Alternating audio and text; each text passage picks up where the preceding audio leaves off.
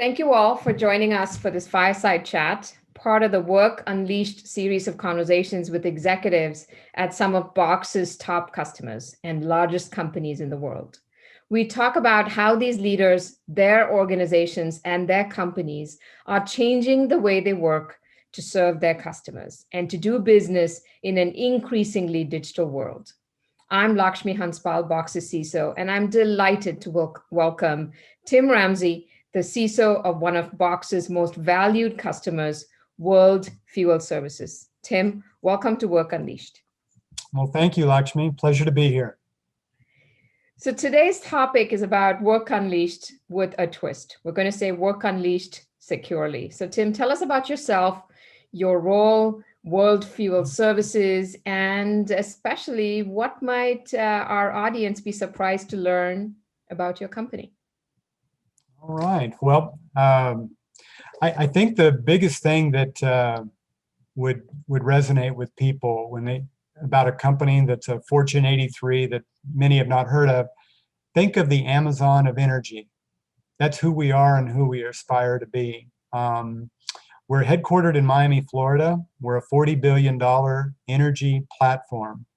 And basically what we're trying to do is operate across the globe in 210 countries and territories to be the one-stop shop for fuel, credit, logistics, and data analytics on energy platform ranging from aviation to land to marine for any industry vertical. So it started in 1984. It's grown through acquisition, about 40 in the last decade. And basically, we want to be the company you think of when it comes to commercial energy of any kind, renewable or otherwise. Great. So highly, the breadth of the business, as you said, the complexity, it's incredibly complex set of businesses. Yep. Delivering mission critical services to many industries. Digital automated business processes are becoming important and increasingly part of your business. What has been your business strategy over the years, and how has it been influenced in 2020 by the need to shift to remote work? Oh, it's unbelievable how it's changed. Lakshmi, I just thought of something I think our users would resonate about World Fuel. 2% of the world's fuel supply flows through our hands. Wow. And so for that reason, we get invited a lot to Washington, D.C. as part of critical infrastructure. But it's amazing. And the metrics on that just continue to grow as our work with the government and corporations builds. But back in 1984, when we started, we were only a marine brokerage company. Aviation and land were not even part of the portfolio. And little by little, aviation has grown to be this very large part of our portfolio. So now fast forward to 2020 and COVID. You all just need to read the headlines to see what's happened with aviation. You have planes grounded all over the world. Business travel is down, leisure travel. Where is there to go, even if you wanted to get on a plane? So that's really impacted us. But we had a very, very interesting moment on March 13th when we said, everybody work from home. London, Singapore, Miami, Costa Rica, all over the globe. That's where people went. But what happened was it wasn't really that big of a transition for us because of the 2-year digital strategy we'd been on with Office 365, Box, Slack, and Zoom. And so almost within days, we basically were checking all of our internal processes, and we were delivering on all customer requests across all 3 segments. But that wasn't because of COVID. That was because of our cloud-first strategy and looking to ingest, process, and analyze all of our data digitally. Whereas heretofore, if you look at the history of energy, it's been more, shall we say, paper-based, more of a face-to-face kind of transaction that would never scale. But I report to Jeff Smith, our COO, and he's brought with him a real vision of what we could be as a digital company, thinking about all of our processes in a digital way.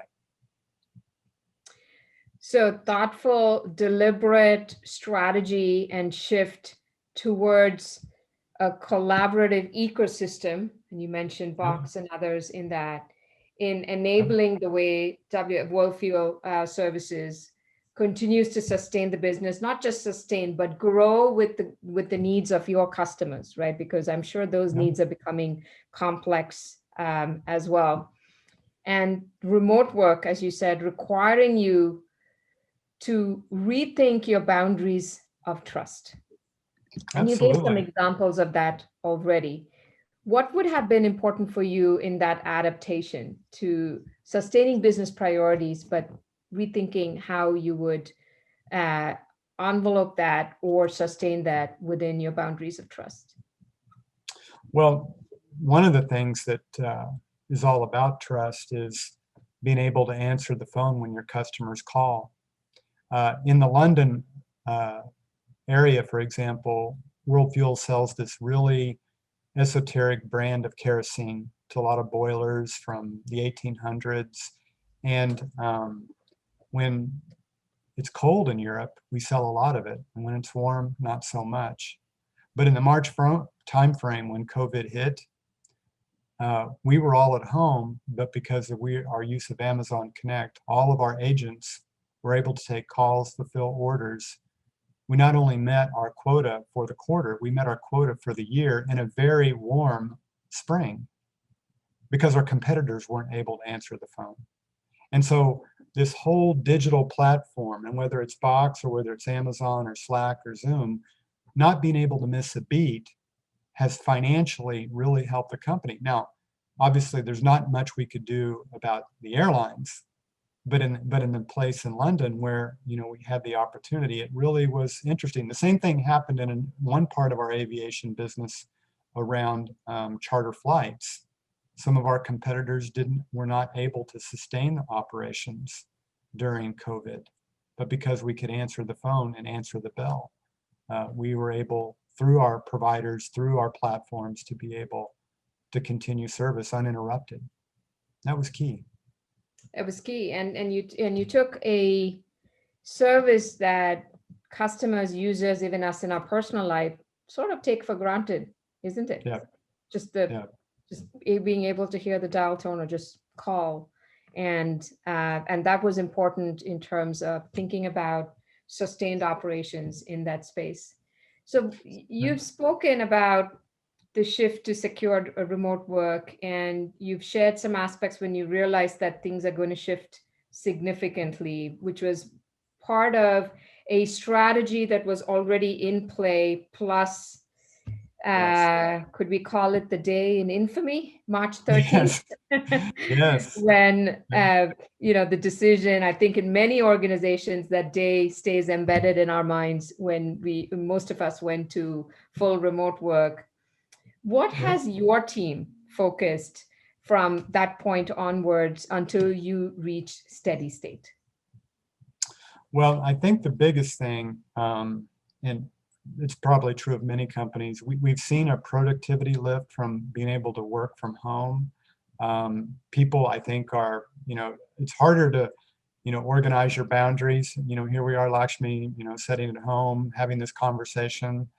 But our days start kind of whenever they start, and so we've really been trying to focus on people and making sure that they're they're being able to not just be productive, but be healthy, productive in a sustainable way. And so we've leveraged a lot of our Zoom meetings to maintain that social connection so that people feel part of a larger organization. We onboarded 15 new interns, not interns, new grads in August. And many of them, were expecting their first job out of college to be this wonderful, let me move to Miami. It's very exciting. The weather's great, South Beach.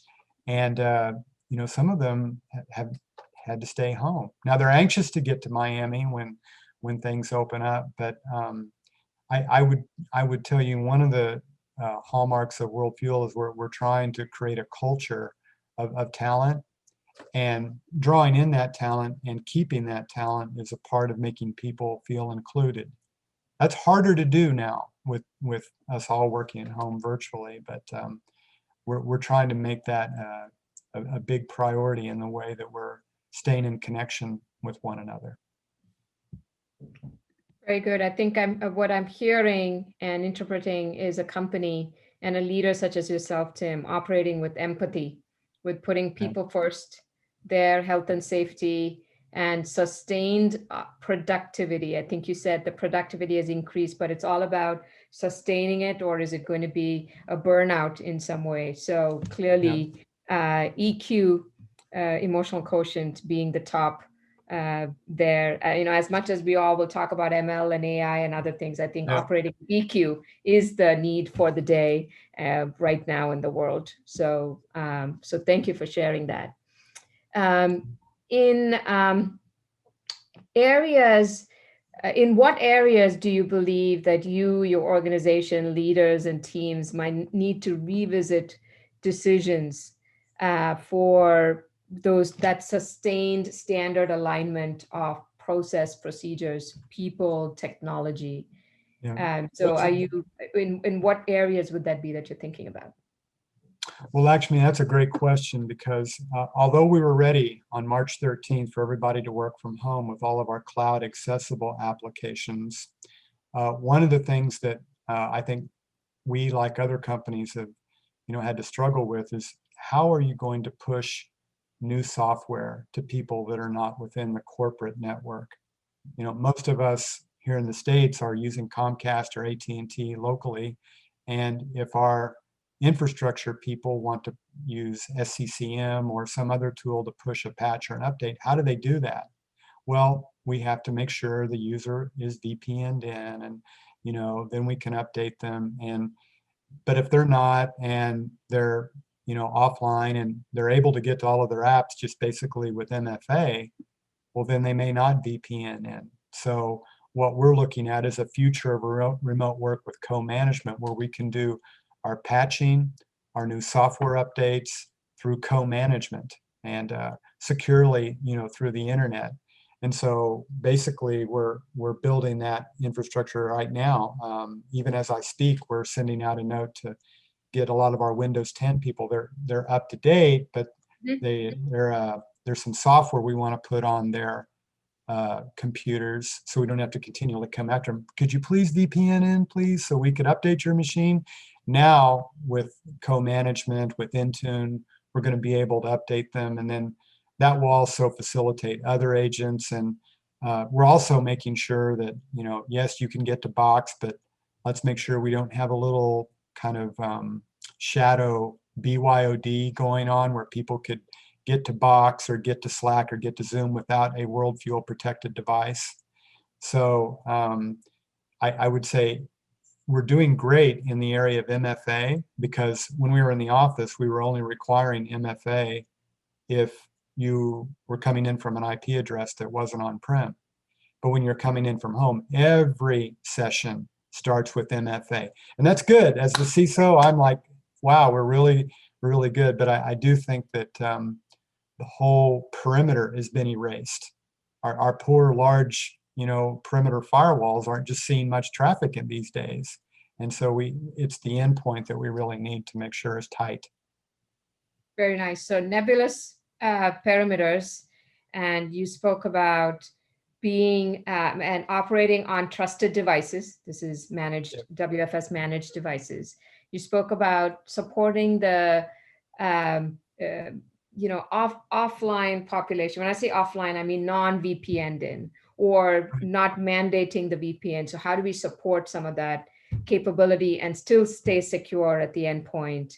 And then again, not impeding or interacting negatively with the productivity of users. And every time you ask the Windows 10 users to say, can you VPN in, it's like, it could slow down their momentum of how they were dealing with productivity. So all three of that was important. So all of these have tested some of the assumptions that were there in the environment and the ecosystem before, right? That's what I'm seeing. And then you have revisited those assumptions and built in new capabilities, innovative capabilities in many cases to sustain this. And Tim, do you believe that this is going to be sticky? This is here to stay in some of the examples that you gave? Because in Oh, some semblance, even if you think about coming back into the office, it seems that it's going to be a hybrid environment, right? it is, Lakshmi, and I would tell you, borrowing a term from Aaron Levy, frictionless security. We think this is going to be sticky because it just works. Now, what we're finding are people are really falling into like three categories. Those who would just as soon work from home forever. Then there are those who, well, I kind of like not being in traffic, but I do miss being around other people and at social, but on balance would like to have that hybrid. And then I would say with some of our folks, they really enjoy, the workplace environment. We've got a ping pong table that some people miss, and, going out to lunch together, and people are just, I don't know, what will happen after we do go back. Maybe there'll be someone say, yeah, I kind of miss working from home. But those are really the three: those who want to be only at home, those who want both, and those who only want to work in the office. And what Microsoft came out with this week is, maximum flexibility, and that's where we're headed too. I think we're going to see, long after a vaccine is found for COVID, us being able to say, if we're really getting a great developer who loves to snowboard in Utah, why make him move to Miami or to wherever? And maybe that puts us in a larger pool of great talent to not have to have it all co-located in one place. And then we're also thinking too, one of the brainstorms was, well, maybe when we do come together, maybe a better way to do it is as a 1 or 2 day seminar where we're all able to eat and enjoy like a resort or hotel somewhere, as opposed to going in the office where it's just conference rooms and cubicles. So mindful and purposefully, those yes. the teams coming together. By the way, it may be hard to tell someone not to come to Miami, so that you have a hard sell there to tell them to stay away from that. But not many organizations have that problem, but you may have that challenge in your hands. So we talked about the shift, some of the assumptions, testing the boundaries on that.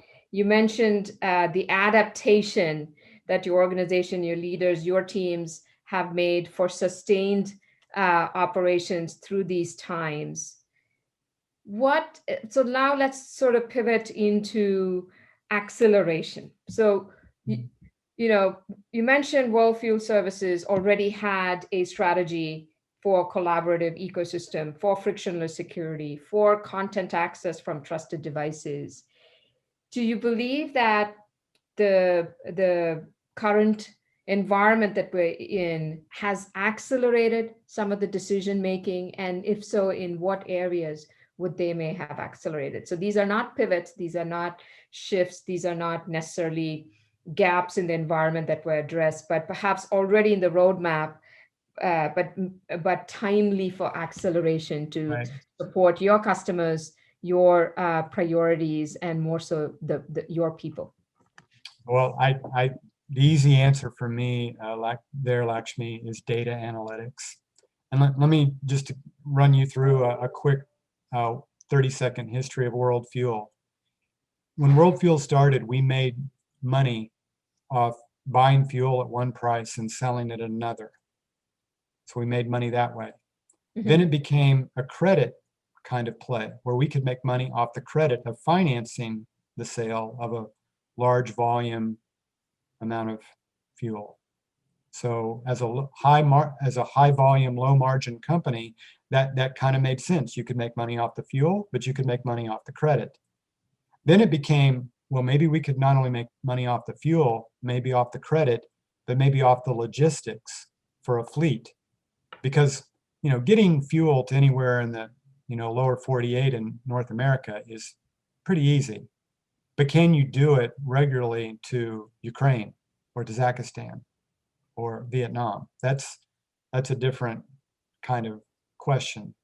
And so you could make money off the fuel, the credit, the logistics. But now what it's turning into is we have customers coming to us about their data analytics. Can you help manage my global fleet of planes or my global fleet of ships or my global windmill farm from a data analytics perspective? How many should I be leaving on and turning off, and when, and at what temperature levels? And so there's a lot of prediction and a lot of data analytics to go into that. And I think we have people turning to us because we understand how the economics of energy works. But you can't do that without data. But if you have to do all this manual collection and consolidation of data, then you're basically clogging your ability to scale because you don't have the platform to find that data and bring it together and leverage it for your customers. So what we've been doing with Box is little by little email, where we kind of grew out of the 80s of using SMTP, email to send back and forth invoices and bills of lading, and that's all being digitized, and we're building a pipeline with our customers to ingest that data through APIs to keep that on the Box content layer. And then we're using Snowflake and other OLAP types of tools to analyze that data and help our customers drive down their energy costs, which we actually as consultants make money off of that. So we're making money off the data, not by advertising, but by telling them, look, if you would do these things in your environment, you would save this amount of money. And who knew, right? And it's a huge growth area for us, and particularly around renewables, around solar, wind, and it's I think the future of the company. It does say World Fuel, but we may be better named World Energy. Absolutely. So customers turning to you for economies of scale and efficiency, you Yes. having the pane of glass through which you see that, through data aggregation and analytics, and then working to ingest it. I'm thinking about pivoting from nefarious attachments, as you mentioned in email, towards API ingestion and Right. and consolidating in a platform like Box securely, with threat detection and everything. Because ultimately, if you see, this is a differentiator for your company, and this data is of a high classification for you and needs to be protected as well. As much as each of your customers, including the competitive space that they're in, you mentioned airlines. Every airline is competing against another in fuel economy and efficiencies and so on. You mentioned solar, renewables, windmill, and others. Each one of them,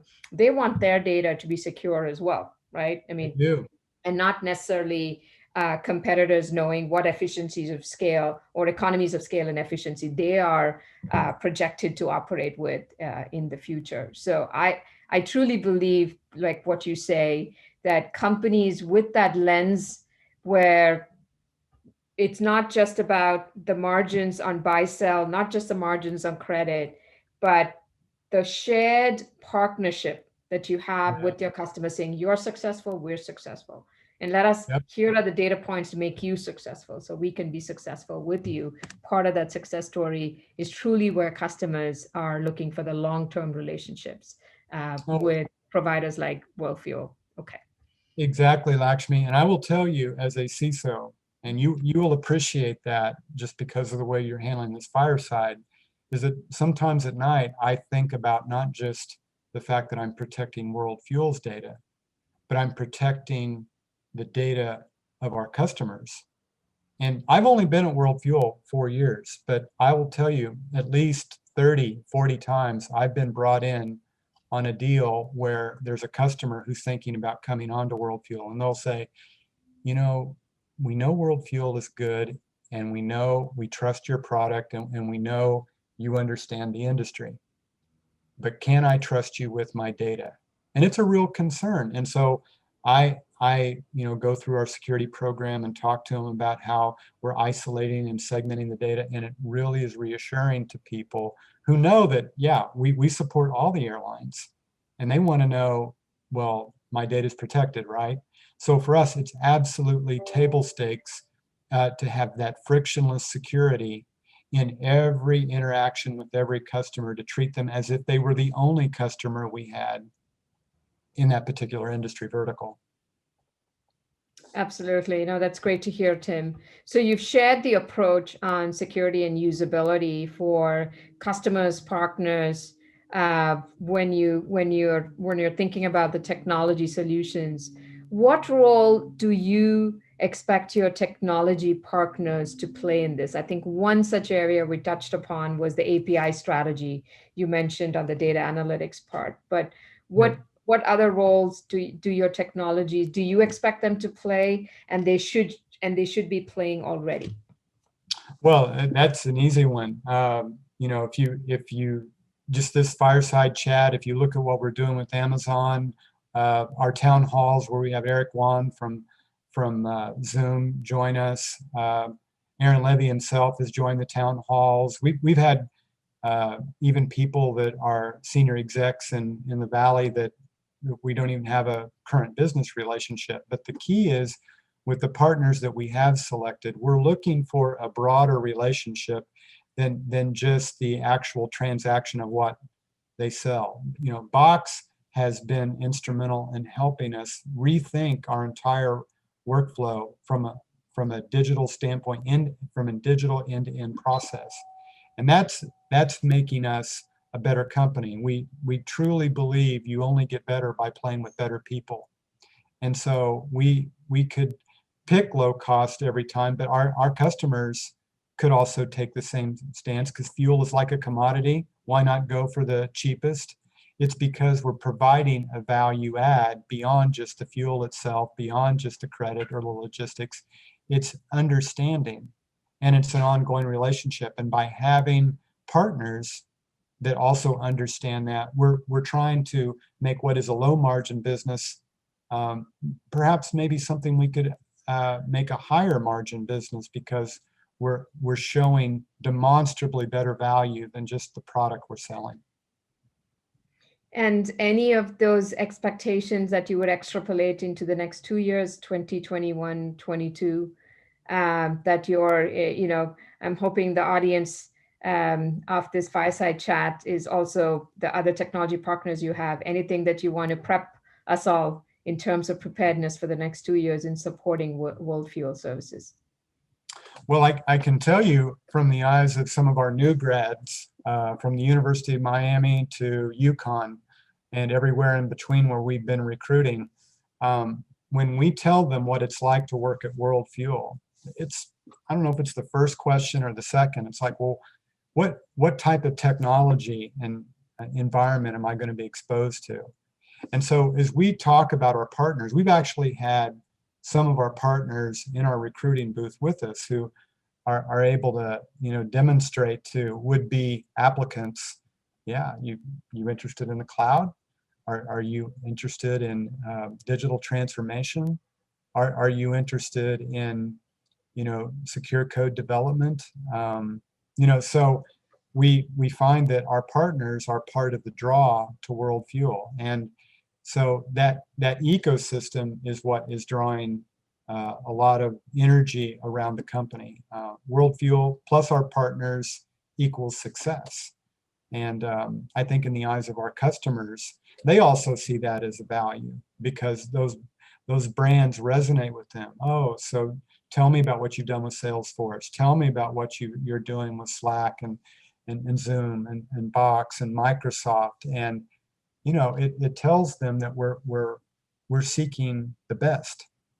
And Right. And in some way, Tim, it's also a testament to the complexity that the technology partner ecosystem can help to support for a customer like World Fuel Services. As I said, right, we talked about in the beginning the complex logistics, and so for in their mind, it's a testament to, so this environment, technology partner Box and others can support someone like WFS. So then they're extrapolating it to their own complexity and saying this is doable. Those use cases are sustainable for their own complexity as well. So that's the way I'm seeing when they ask those questions as well.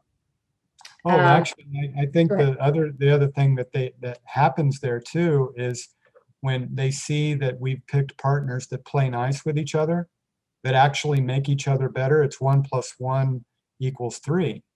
And so when they see not just conference signage with Okta or Box, Slack, Zoom, all agreeing to partner in APIs, but we're actually leveraging that. It means we're working within an ecosystem where there's collaborative energy even between the partners, not just between World Fuel and each one of them singularly.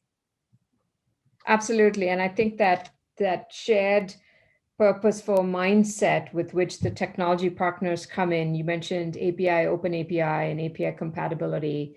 That is where the amplification of that, the 1 + 1 = 3 effect comes in.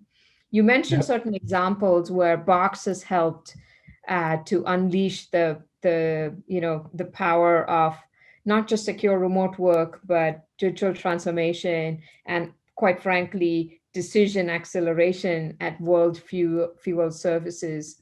Can you touch upon an example, Tim, perhaps in a particular office or so that would take our audience through, just apparently what that transformation was?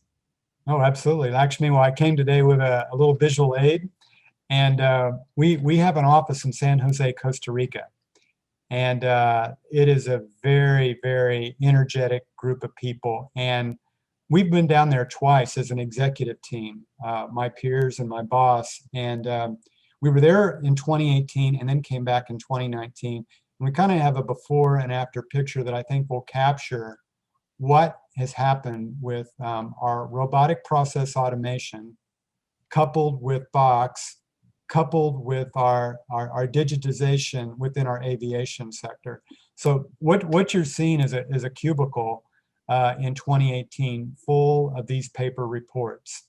And if you were to, it's about 2 million prints pages per month that was going on there. And so in 2018, we saw this, and it it stood out. And then we came back in 2019 and it had been completely erased. And we stopped and we started laughing. Somebody had the good sense to pull out an iPhone and took a picture of this cubicle that this paper had been magically deleted. But it wasn't magic. It was simply following through on a process that did not ever need to be printed. And so it's changed.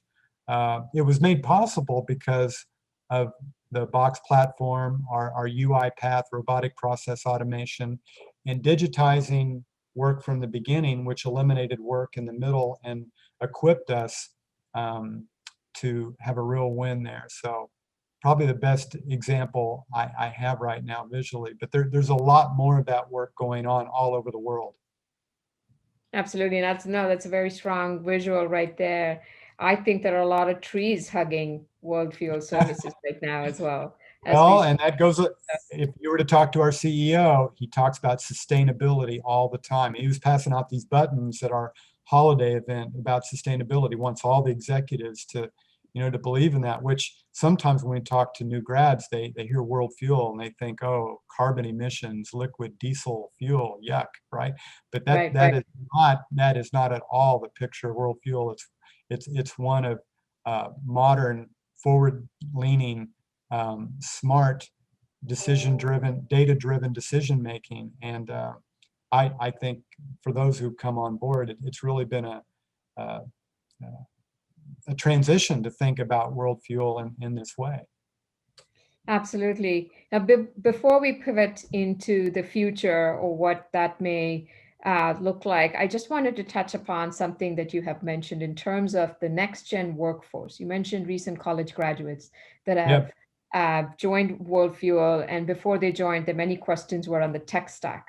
What is the opportunity of the tech stack and the ecosystem that Right. they will get to work on? What is the mindset if they start looking at the environmental social governance mindset, the ESG of the company, which is where the sustainability also comes in. So I think the workforce today, the graduates today, and I think it's not just today, this movement started a few years ago, are not just looking for the greatest and latest. They're not driven just with a comp package. They're very mindful about aligning with companies that are thinking about more than just the profit line, the margins, Yep. the bottom line, the margins, and shareholder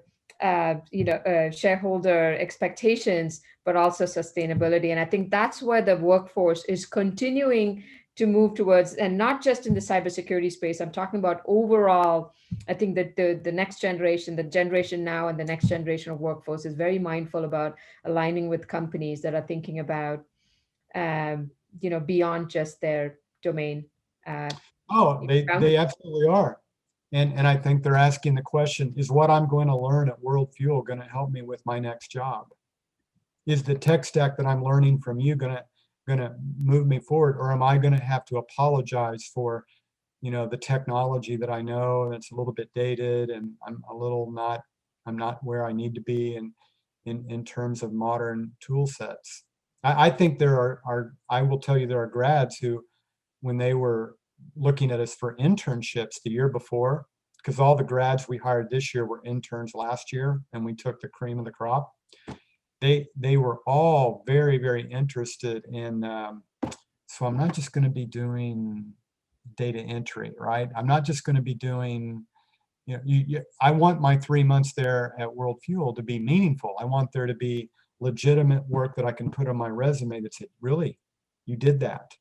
And so I find that interns and juniors and seniors are really shopping companies based upon the quality of the work they're going to get and the modernity of the skills that they're going to be taught.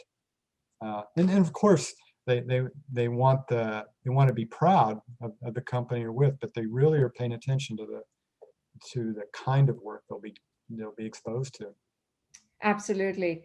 And driving that to the future, Tim, you and I touched upon the new normal Yeah. and aspects that are here to stay and some that are provisional.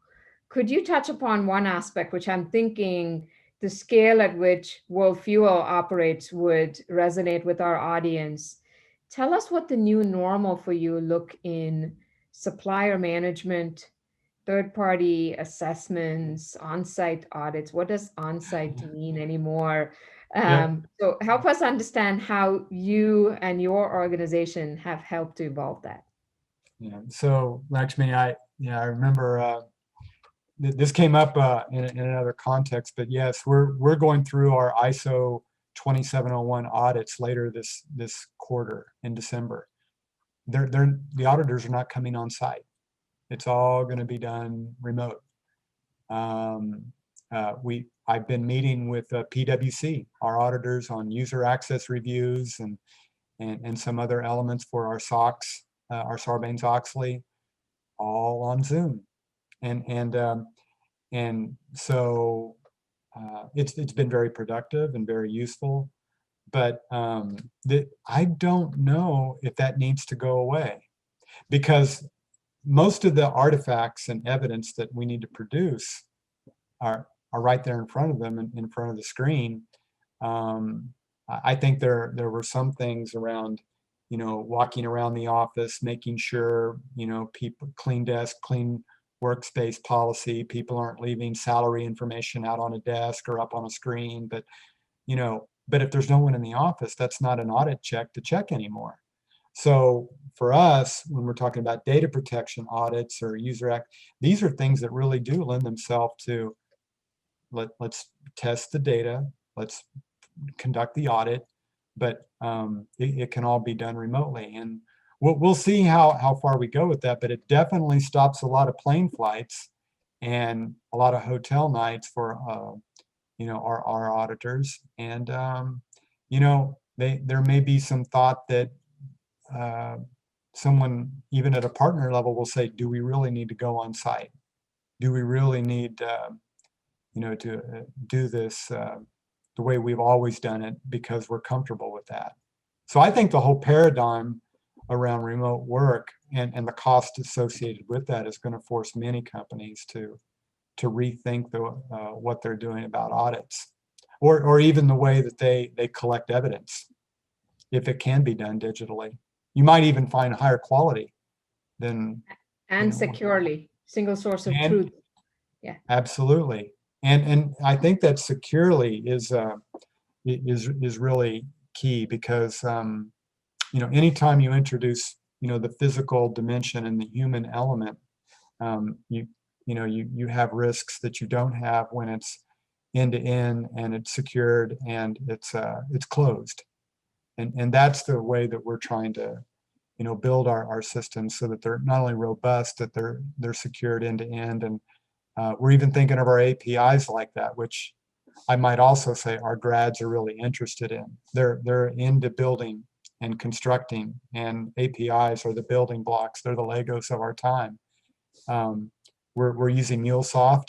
We've got a library going, and for me, from a security standpoint, once that they've got it right on an API, I want them to repeat that and use that same secure code over and over again, not reinvent the wheel and find that we have vulnerabilities in the code, dynamic or statically, that we fixed already.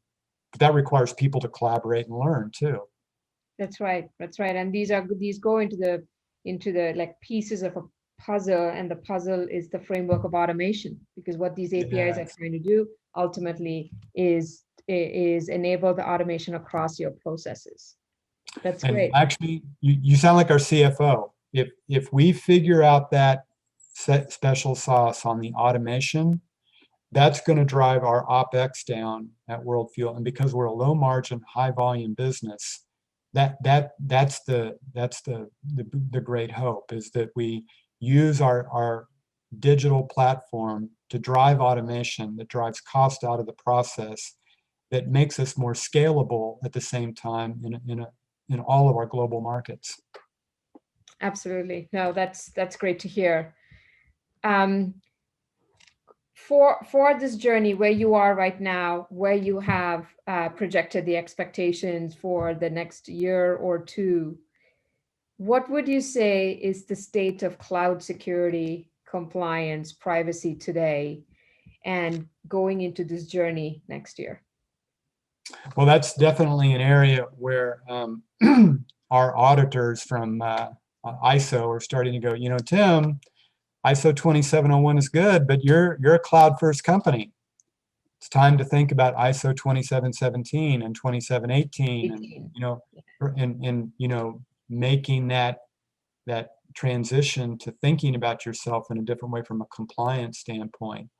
From what we see, and we're primarily using Amazon, but also Azure, we're trying to take a multi-cloud view and look at our ITGC, our information technology general controls, in a non just on-premise way, but and not just a cloud way, but to think about them in a way that's separated from what platform we're on. And the thing that is really standing out to us is identity. There, as a control, knowing for sure that it really is Lakshmi logging in and what her permissions are. There's probably no other 2 or even 3 controls that can make up for the loss of identity, if that's not a control you have under control. And so we're laser focused right now on making sure we have identity right. We've engaged a partner called Sunray. In Irish, that means data.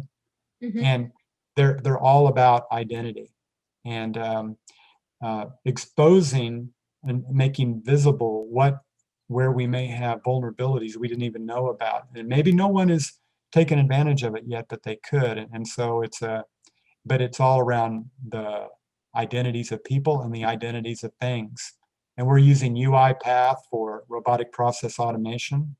In a lot of ways, a robot looks in your Active Directory like a person.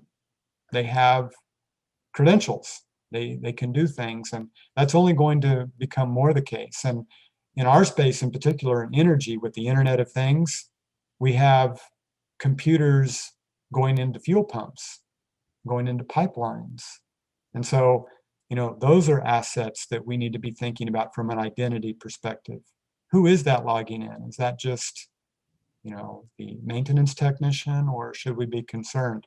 So beyond the corporate network and the corporate user environment, whatever that network looks like as it's being eroded at the perimeter, we have this IoT network to think about. And we also, from a cloud perspective, need to be thinking about identity. So identity is at the core of our the control plane we're trying to focus on.